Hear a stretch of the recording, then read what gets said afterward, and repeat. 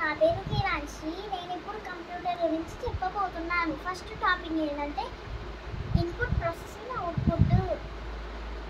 Input example, మీకు ఎప్పుడైనా bread toaster ఉందనుకో, మీకు బ్రెడ్ తినాలనిపిస్తుంది, టోస్ట్ బ్రెడ్.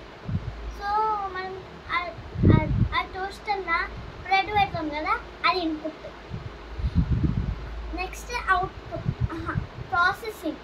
అవుట్పుట్కి లాస్ట్కి వెళ్దాం.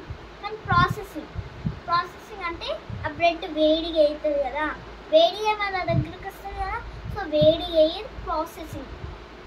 అవుట్పుట్ అంటే రిజల్ట్, మనకి బ్రెడ్ వచ్చేస్తుంది.